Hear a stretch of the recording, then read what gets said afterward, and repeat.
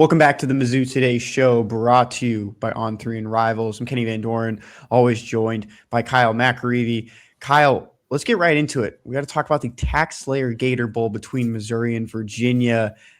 I know you just kind of laughed at me there, and I'm wondering if you're laughing at me for putting the advertisement in there. That's what makes the bowl game, Kyle. You got to say the advertisement. Yeah, you gotta say all the ads and make sure that everybody's getting their money. Got to keep them happy too. I think in those guides that you might get soon too, Kyle, it might remind you to put TaxSlayer in what you were saying too, because I do remember that when I covered a bowl game in college.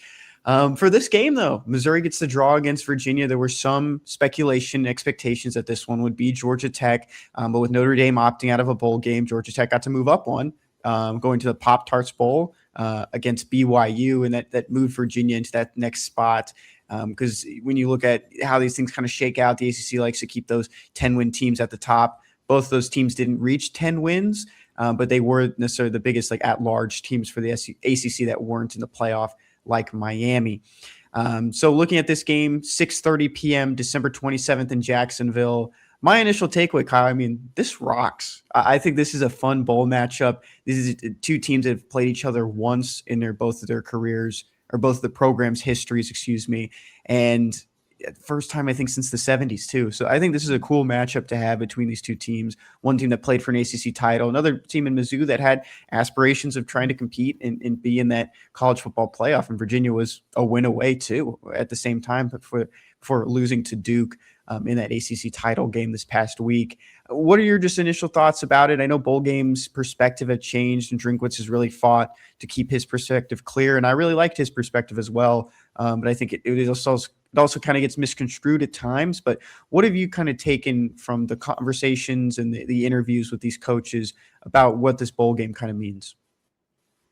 Yeah, I've talked a lot about kind of my general opinion on bowls the last, I guess, mostly this week, because of Notre Dame's decision to opt out kind of fired me up. So I wrote a bit about that in between the columns this week.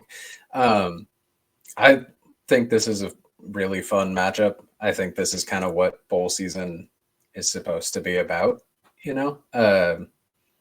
like when I wrote on Monday, it was like, it's great that you can turn on the TV on a random day in December and there's just football on. This is a more natural time for it at, evening on a Saturday in late December. But, you get like a Monday night matchup that's Washington State versus Utah State for a bag of potatoes, and like the Mayo Bowl and the Pop-Tart Bowl. Like, this is all just supposed to be fun and kind of a culmination of and reward for good seasons. And, 8-4 isn't where Mizzou wanted to end up, but it was still generally a good season. Virginia had a great year. 10-3 coming off, I think they were 5-7 last year. They haven't been to a bowl since 2019.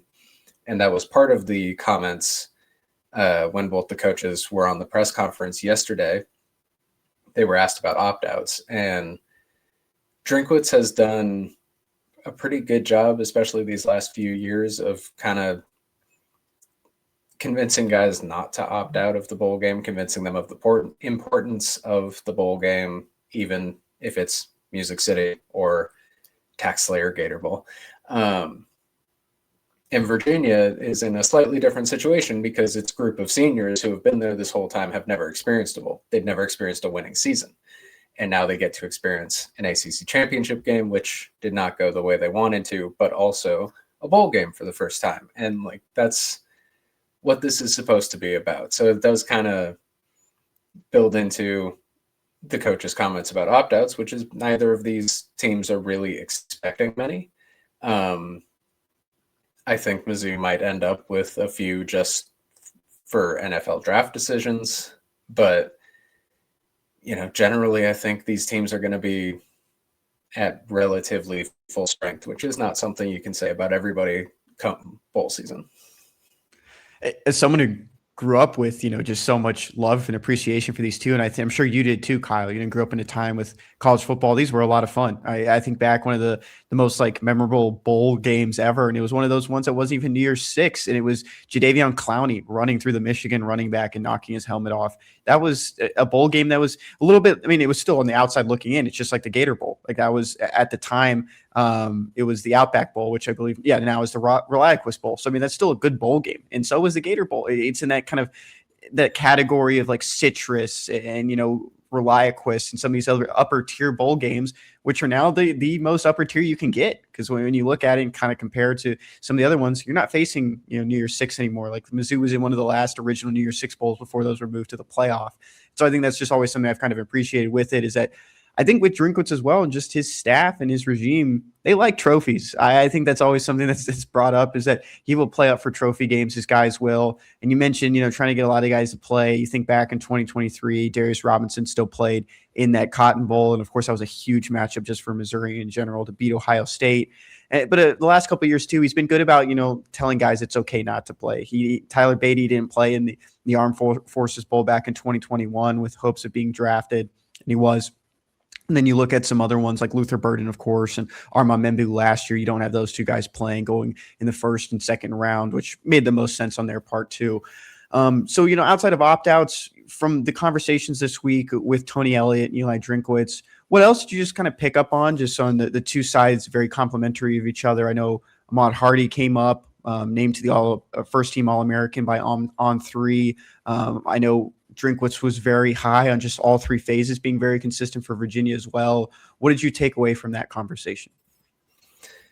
Yeah, I mean, it was mostly that both of these coaches have a lot of respect for each other and for their respective programs. Ahmad Hardy got brought up at the end kind of as a conversation because Virginia also got a transfer running back that they brought up from a lower level of competition in Jamari Taylor, who had 1,000 rushing yards and I think led the team in rushing. So it was kind of it's not exactly matching, but very similar storylines of you're bringing up this running back from a lower level of competition. They have this pretty incredible amount of success and it leads your team to a quality season. And both were very complimentary of the other. There's some connections on the coaching staffs, which are fun, especially on the offensive side. I can't remember the full name because they just kept calling him Dez, but Virginia's offensive coordinator was with Drinkwitz at NC State, and they've kind of, have a history of working together. So it's interesting, that got talked about by Coach Elliott, just the development of their offense and how it's looked similar and where it kind of looks different from Mizzou's, and kind of how those connections build over time. I thought that was a very interesting part of the conversation. Des Kitchings. He was at North Carolina State for a long time, 2012 to 2019, as an assistant. I think that's a very long time. Running backs coach, tight ends coach, running backs coach again, assistant to the head coach while running backs coach, and he was a co-offensive coordinator in 2019. So Drinkwitz was already gone by then. Of course, he was at App State for that 2019 season as his first time as a college football head coach. For this as well, as we're kind of wrapping up the regular season talk, I think is fair to say, Kyle, because there's still going to be a little bit more to talk about once the transfer portal opens. And you're looking at more options and roster spots to fill, and what roster spots need to be addressed a little bit more than others. We talked about that a little bit last week, but you're doing your report card series right now. I mean, going through it, I think you've been very, respectable about some of these high-end positions that have done really well. Defensive tackle, defensive end, running back, and very honest too about the quarterback job, just not really getting it done. But there's also moving parts of losing your starter for 2 games, and then you lose the battle right away with Sam Horn going down with a season-ending injury. What have you kind of looked back on, things that sparked, maybe some memories and things that you forgot to bring up at times, or maybe just even new takeaways just on how the season shook out for Mizzou? I think I've done those 4 position groups that you named. I'll keep doing them across the next probably week and a half, maybe. Defensive tackle's the one that kind of jumped out to me as I was going through it, because part of it is looking back and just listing my game by game grades in there that I handed out throughout the season. And, I knew in my head that I'd been pretty impressed with how the defensive tackles have played throughout the year. And then I went through those game by grades, and it was A minus, B, A. It was like 8 of the 12 games were A's. And I was just like, man, obviously the run defense has been really good. That was a big part of grading defensive tackles, because just like a straight up box score doesn't really tell you that much about defensive tackle as a position. They're not going to like pile up a pure amount of tackles or anything, but if you can affect the run game, that's kind of the most important part there. And Mizzou's defensive tackles have been really good at getting to the quarterback. I mean, Chris McClellan especially, but Sterling Webb had a couple of sacks. They've affected the pass game, I think, more than you generally expect from defensive tackles. And it really jumped out as I was going back through, like, oh yeah, this group had questions coming into the year because the Tigers, I don't know if I was going to say specifically didn't attack it. I don't know if that was the plan the whole time, but they had faith that the group that they had was good enough to not need to supplement seriously in the transfer portal. So they didn't bring in anybody at the spot in the winter portal. It was the only position that was the case for. They did bring in Braylon Henderson in the spring portal, and he became back end of the rotation, like fourth, I think, in total snaps. Didn't really play all that much. So wasn't added to be a significant part of the group. And the top three were just fantastic pretty much all year. McClellan, Sterling Webb, and Marquise Gracial. All three of them were just great. So yeah, I gave that group an A for the season because, man, looking back over and evaluating how I graded each performance, it was like, yeah, these guys were great all year. It can be an unheralded group. I think that's something that can go, without being said. You look at interior offensive linemen as well. Like sometimes you just don't really know how well those players are playing. We're not really hearing, issues about it or their names being called out. And I think that's something that's a big positive you take away from just a good defensive tackle group, because when you have, good force on the inside, that makes guys on the outside's job maybe a little bit easier. And when you have two elite defensive ends plus Darius Smith also in the equation as your kind of guy that rotates back in, who's also shown elite strides, that's a really good defensive line group. And you know why they had so much success. Kyle, we're going to talk a little bit more about those position groups as we kind of move forward as well. As you release more of those and we kind of recap the season as we go. But I do have some news to just bring up for you right now. I'm going to share this with us on the YouTube for our YouTube viewers. But sorry, this is kind of messing around with me. But there's this from Greg Woods, reporter, Washington State beat reporter for the Spokesman Review, that Missouri's offensive coordinator Kirby Moore just arrived at the airport in Pullman. Looks like he's a candidate for the Washington State job.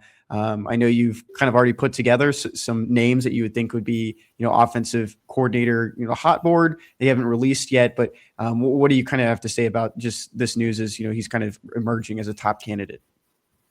That is interesting. I hadn't seen that yet. There was talk that he was in contention with Oregon's offensive coordinator position. That's kind of why I started gathering some names. I'm not going to throw out names right now. If Kirby is to leave, we'll have extensive coverage of the search for the next offensive coordinator. Pullman's interesting just for me because I grew up a Washington State fan. I think he could do a pretty good job there, and it would be interesting to see kind of what Eliah Drinkwitz values out of the offensive coordinator position now. You got to remember Kirby was the first offensive coordinator he had here. He made that move to relinquish play calling responsibilities at the start, and I'd be interested to see what exactly he finds most valuable in that position after having had Kirby for these past 3 years. Yeah, we don't really know. I mean, where he would go from here if you lost a guy like Kirby. There's a lot of connections out there, and if he does leave, I'm very intrigued to read more about maybe the names that you've been thinking of and connections there as well. But Kirby's name has been thrown around a lot, not even just like head coaching spots, higher end offensive coordinators as well. Even with the struggles that Mizzou's offense has seen, you can still be creative at times, even when they lost a lot of creativity this year. But yeah, I mean that's all we can really say right now. I mean, there's nothing else to just tell you that he's interviewing for that job, and from that video from Greg Woods, which wouldn't even load for us, but it was him driving there in Pullman. Okay, Quick read from our sponsors over at Roback before we get into some little bit of basketball talk to wrap up today's show. There's only one way to describe Roback: best fit, best feel. For those who aren't familiar with Roback, they're completely changing the game with their incredibly comfortable active wear. Roback has released so many items within their new licensed game day collection, and it's our favorite. With novel polo designs and clean hoodie and Q-zip designs for some of your favorite schools, it's definitely worth checking out. Nobody else on the market is pairing these level of custom designs with this quality of active wear. Roback's everyday shorts or their Delta Performance pants are the perfect pairing as well. They are both super comfortable, have an elastic waistband, and great fabric that is made to have the appearance of a nice short look, but the comfort for a day on the move. Roback has been proudly leading the NIL charge, having signed partnerships with multiple college football stars, past and present, and are becoming the go-to brand for college athletes across the country. Use the code MIZ20 on Roback.com for a generous 20% off for all new customers through the end of this week. That's spelled RHOBACK.com. That's 20% off all performance, polos, shorts, and more with code MIZ20. Kyle, I'm sorry to hit you with that news just now on Kirby Moore. Still, I mean, we don't know what could happen, over the time. We're recording here on Wednesday around 2 p.m. when that video came out. But we're going to pivot to men's basketball real quick to close out the show. Mizzou loses 2 games at back-to-back opponents in the Power 4 level on the road against Notre Dame, 76-71. You go over to Kansas City, playing the T-Mobile Center. You lose to Kansas, 80-60. I don't think there were many high expectations for Missouri in that game against the Jayhawks, even after you lose that game to Notre Dame. And you've been up and down with some injuries, not seeing some consistency from some of your top players and transfers. But Kyle, I mean, what has gone wrong for Missouri? And I know you addressed this in one of your pieces here on Wednesday, but what's gone wrong for the Tigers this season, especially against some of those high major opponents? I mean, the simple version of the answer is shots aren't falling, which if you don't make shots, offense looks bad. That's it can be that simple a lot of the time where, even if you're drawing up a perfect offense, if the shot doesn't fall, it doesn't look good. Mizzou has not drawn up a perfect offense these past couple of games, but there have been open looks and they just aren't falling right now. The difference that I pointed out that I've noticed in especially these past 2 games is kind of the reliance on the 3-point shot in a way that the Tigers weren't early in the season. I think it was 3 of their last 4 games have been the 3 highest 3-point shot attempt games of the season for Mizzou, and that's without Jaden Stone. That's all after his injury.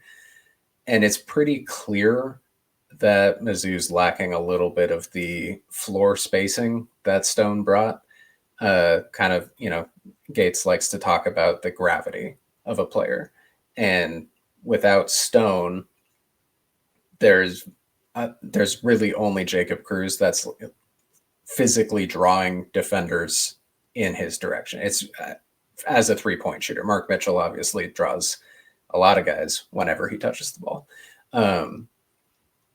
And that was kind of the thing. Like last year, Tamar Bates had some serious floor gravity. Caleb Grill had serious floor gravity. Those guys kept defenders close to them all the time, opened up ways to get through the paint, which is kind of where you've seen the regression for Ant Robinson specifically. His offensive game has taken a step back this year. I think his overall game seems to have taken a step back this year. And there was a lot of talk coming into the season about him being a bigger piece of the offense, specifically in 3-point shooting. And he started I wrote it in the story. He started the season and through 4 games was shooting fantastic from 3, was taking a lot of attempts, looked pretty good. And then the last 6 games, I think he's something like 4 for 27 from 3. That's not going to get it done. And that's led to a severe reduction in just his free throw attempts per game, because the thing he was best at last year was getting to the rim and kind of forcing contact and either scoring at the rim or getting to the free throw line. Gates has harped on that all year, that like Ant Robinson, Mark Mitchell, and Sebastian Mack were 3 of the best players at getting to the free throw line over and over and over again.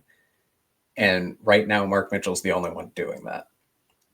Sebastian Mack, we just got out of a press conference with Gates an hour ago or something. Mac only played 18 minutes the last 2 games, and he was averaging 20 plus before that. Dennis said that was specifically an accountability thing. There was some issues picking up the scouting report going into Notre Dame, so he reduced the minutes. The expectation is that his role would increase again now that he seems to be taking that accountability and kind of moving forward. But he was also struggling in that same area of, he and Ant were 2 of the best guards in the country when it comes to driving and getting contact, and either finishing through contact or getting to the free throw line. And neither of them have really done it at that high of a rate this year. And it's really affecting the Tiger offense.